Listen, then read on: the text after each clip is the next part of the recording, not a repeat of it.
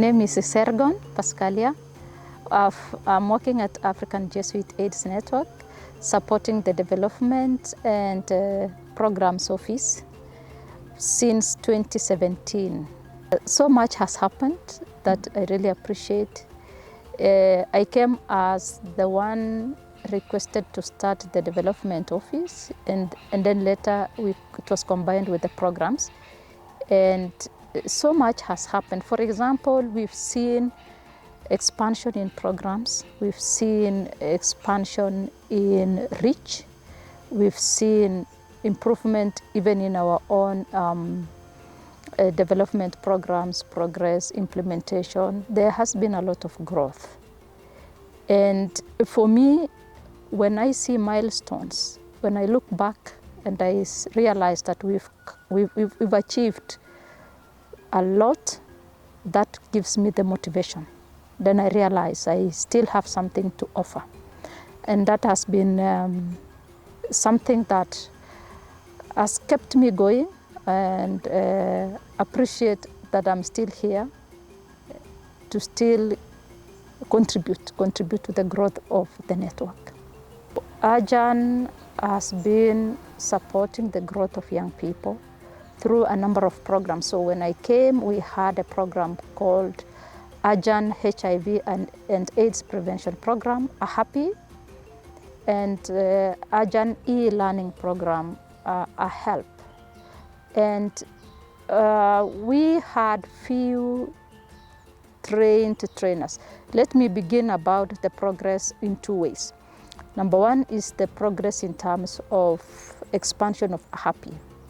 Now, how many years? We can talk about 2017, 7 years going. We've seen trained trainers from less than 100 to over 2,000. And this is now covering all members of AJAN, not counting that we've had to collaborate with many institutions beyond the AJAN network. We can talk about collaborating with Jesuit Information, AHAPPY in the dioceses locally, AHAPPY in the prisons, AHAPPY in schools. So we've seen a lot of expansion in terms of trained trainers that we can now locate in most of our AJAN centers, and also training of learners where we engage the young people directly, including young people in prisons. We've also seen appreciation of AHAPPY by institutions that are not necessarily Jesuit. So AHAPPY being a value-based education program for integral formation for young people, that appreciation of AHAPPY is something that is, it can be laudable. We've seen AHAPPY also appreciated by the UN AIDS as a program that can contribute to HIV prevention in adolescents and pediatric. So that is a huge milestone when it is recognized by international institution as having the capacity to contribute to HIV reduction in Africa.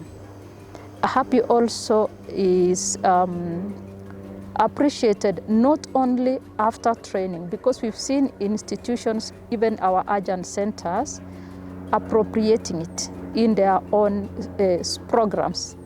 They make it programmatic. And qualitatively, we see, or we have reports that, there is real change in terms of the quality of life of students, of young people, wherever this program is implemented, whether in schools, whether in parishes, or in any gathering of the young people. So that appreciation, that even the capacity for institutions to request for AHAPPY is a milestone for us. So we see that there is value and people are recognizing the value of it. And therefore, so AHAPPY was started in 2012 within the context of HIV. And the need arose from the young people themselves who requested the Jesuits to start something for them, because they noted that most of international or mainstream institutions were paying attention to adults and children. Then there was this category in between nobody talked about. And so they said, can you do something for us? Because HIV is also affecting us. With that assignment, the Jesuits started AHAPPY. But the question was, what was going to be our anthropological focus?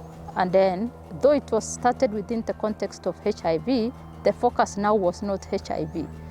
The focus now was, let's focus on the young people, integral formation for the young people.